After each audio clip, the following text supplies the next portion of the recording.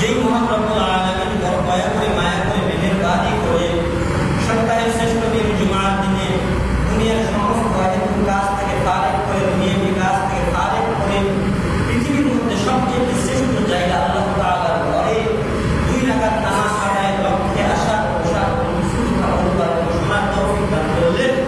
সেই মহান রব্বুল আলামিনের দরবারে সকলে মন করে প্রাণ করে এক আওয়াজে কালিমাত শুকর আদায় করে সকলেই বলে আলহামদুলিল্লাহ। লক্ষ কোটি গুণ দরুদ সালাম ওই মহামানবের প্রতি, যেই নবীকে সৃষ্টি না করলে আপনাকে আমাকে সৃষ্টি করা হইতো না, যেই নবীর ওসিলা ছাড়া আপনি আমি কেউ কবরের জগৎ পাড়ি দিতে পারবো না, যেই নবীর সুপারিশ ছাড়া আপনি আমি কেউ জান্নাতে যাইতে পারবো না, সেই দয়ার নবী মায়ার নবী এতিম নবী বিশ্ব নবী, সেই নবীর প্রতি আমরা সকলেই মুখ সকলেই বলি সম্মানিত হাজিরিন, কালামে পাকের 114টি সূরার ভেতর থেকে আমি 5 নাম্বার একটা সূরা 4 নাম্বার একটা সূরা তেলাওয়াত করেছি। 5 নাম্বার পারা সূরা আল ইমরান 6666 আয়াতের ভেতর থেকে ছোট্ট একটা আয়াত তেলাওয়াত করেছি। আল্লাহ পাক রব্বুল আলামিন আয়াতের ভিতরে বলেন, ওয়া ইউতিল্লাহ ওয়া রাসূল ফাউলাইকা মা'আল্লাযীনা আন'আমা আল্লাহু আলাইহিম মিনান নাবিয়্যিন ওয়াস-সিদ্দীকিন ওয়াশ-শুহাদা'i ওয়াস-সালিহিন। আল্লাহ পাক রব্বুল আলামিন বলেন, ও পৃথিবীর মানুষ, তোমরা যদি 2টা কাজ করতে পারো, আমি আল্লাহ পাক রব্বুল আলামিন তোমাদেরকে 4টা জিনিস কয়টা জিনিস আমাদের কাজ করতে হবে। কয়টা? 2টা। যদি 2টা কাজ করতে পারেন তাহলে আল্লাহ পাক রব্বুল আলামিন পুরস্কার হিসেবে আপনাকে 4টা জিনিস দেবেন। সেই 2টা জিনিস কি? এখন আসি। আল্লাহ পাক রব্বুল আলামিন বলেন, 1 নাম্বার ওয়া ইউতিল্লাহ, 1 নম্বরে আমি মাওলার ইবাদত করা, আমি মাওলার অনুসরণ করা। 2 নাম্বার ওয়া রাসূল, এবং আমার রাসূল সাল্লাল্লাহু আলাইহি ওয়াসাল্লামের অনুসরণ করা। তাহলে আমাদের কাজ কয়টা? 2টা। একটা, আল্লাহ পাক রব্বুল আলামিন বলেন, যেই ব্যক্তি আমি মাওলা পাক এবং আমার রাসূল সাল্লাল্লাহু আলাইহি ওয়াসাল্লামের অনুসরণ করবে, অনুকরণ করবে, আদর্শ মেনে নিয়ে জীবন যাপন করবে, আমি আল্লাহ পাক রব্বুল আলামিন কাল হাশরের ময়দানে যেই দিন সূর্যটা মানুষের রক্ত মাথার উপরে আসবে, গরমের কারণে, সূর্যের রোদের তীব্রতার কারণে মানুষের মাথার মগজগুলো গলে গলে গাল বেয়ে পড়ে যাবে, গুনাহগারের মাথার মগজগুলো টাস টাস করে ফেটে যাবে। সেই দিন আমি আল্লাহ পাক রব্বুল আলামিন দুনিয়াতে যাওয়ার পরে যেই ব্যক্তি আমি মাওলার অনুসরণ করবো, অনুকরণ করবো, আমি আল্লাহ পাক রব্বুল আলামিন ওই ব্যক্তিকে সন্ন্যাস করাবো পাক নবিয়্যিন, নবীদের কাতারে। শুধু তাই না, ওয়াস-সিদ্দীকিন, তার আসল নাম হবে সিদ্দিক মানুষ। শুধু তাই নয়, ওয়াশ-শুহাদা, 3 নম্বরে ওই ব্যক্তিকে সন্ন্যাস হবে শহীদ মানুষ। 4 নম্বরে ওয়াস-সালিহিন, ওই ব্যক্তিটা সন্ন্যাস হবে নেককার বান্দা। তাহলে এখন আসি, আল্লাহ পাক আল্লাহ রাসূল সাল্লাল্লাহু আলাইহি ওয়াসাল্লাম বলেন, আদি পিতা হযরত আদম থেকে নিয়ে আমি পয়গম্বর মুহাম্মদ পর্যন্ত 2,24,000 পয়গম্বর আল্লাহ পাক পৃথিবীতে পাঠিয়েছেন। সমস্ত নবীর উম্মতের কাতার হবে 72টা, আমি মুহাম্মদের উম্মতের কাতার হবে 73টা।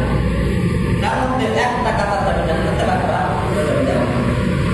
এখন আসি, যেই ব্যক্তি আল্লাহ পাক রব্বুল আলামিনের অনুসরণ অনুকরণ করলো, আল্লাহ পাক রব্বুল আলামিন বলতেছেন এবং আল্লাহ রাসূল সাল্লাল্লাহু আলাইহি ওয়াসাল্লাম বলতেছেন, ওই ব্যক্তিটা আসল আমাদের নবীদের কাতারে হবে। এখন আসি, যদি কোনো ব্যক্তি আসল যদি নবীদের কাতারে হয়, শহীদগণের কাতারে হয়, শহীদ না হয়েও যদি শহীদের কাতারে আসল হয়, তাহলে সেই ব্যক্তিটা জান্নাতে যাবে, জাহান্নামে যাবে। বলেন তো দেখি, নবীরা কি জাহান্নামে যাবে? তাহলে যেই ব্যক্তির হাসর নাসর হবে নবীদের কাতারে, সেই ব্যক্তিটাও জান্নাতে যাবে।